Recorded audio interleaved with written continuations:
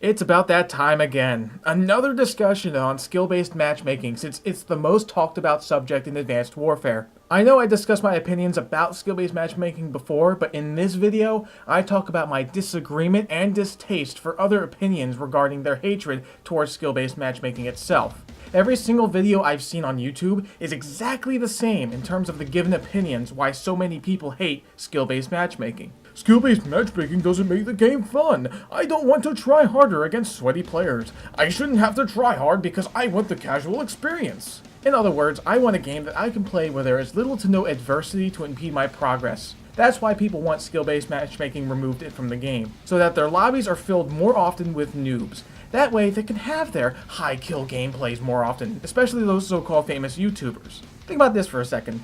How would not having skill-based matchmaking benefit the community? Granted, it'll make some people happier by going 50-0 in most of their matches, but it presents a greater threat to those of lesser skill. Of course, when I offer this opinion, the most common response will be, if the noobs are getting destroyed, it'll only help them get better.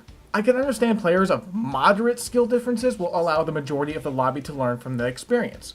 Skill-based matchmaking still offers that learning experience. Let's say I have a 1.0 KD exactly. Since skill-based matchmaking places connection as a priority over skill, there is a good chance that I will encounter those of lesser and greater skill. I may have a few players ranging from a 0.8 KD to a 1.4 KD. There's enough to make things challenging and rewarding. Without skill-based matchmaking, you'll have players with a 0.4 KD paired up with 2.5 KD MLG superstars.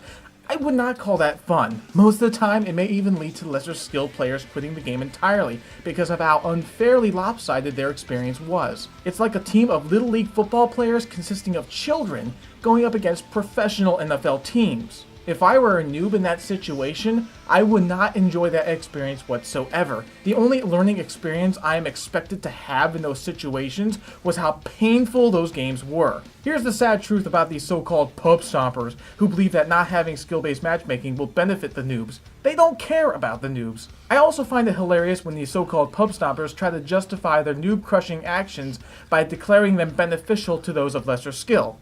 Why?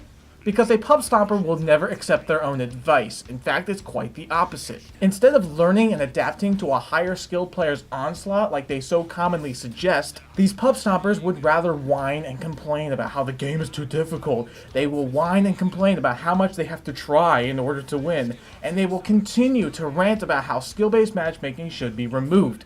All of this is done in an effort to convince Michael Condrey and the developers to remove skill-based matchmaking in order to make the game easier for them to handle. I mean, more casual and fun, as everyone else calls it.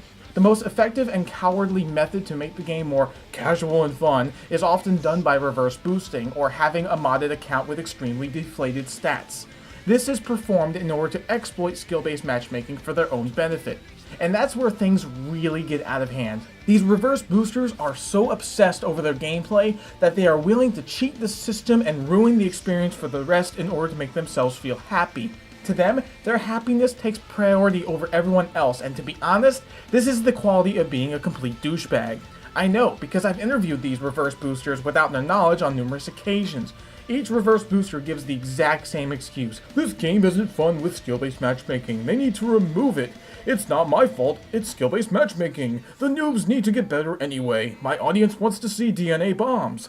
Nobody wants to see me die repeatedly. That's just not enjoyable to watch. In other words, they're trying to avoid any responsibility for their actions by declaring that something else is the true problem. It's like a drunk driver blaming alcohol for why they crashed into someone's car and killed a few people. There's no excuse for ruining everyone else's experience just to ensure that your happiness is intact. Granted, I'm not harmed by what a reverse booster does because my kill-death ratio isn't low enough to encounter these cowardly players on a daily basis. However, I take offense to people who are willing to destroy another's experience by cheating. Therefore, I report these people directly to Activision Assist and Sledgehammer Games. What kind of reactions do I get from those reverse boosters when I report them?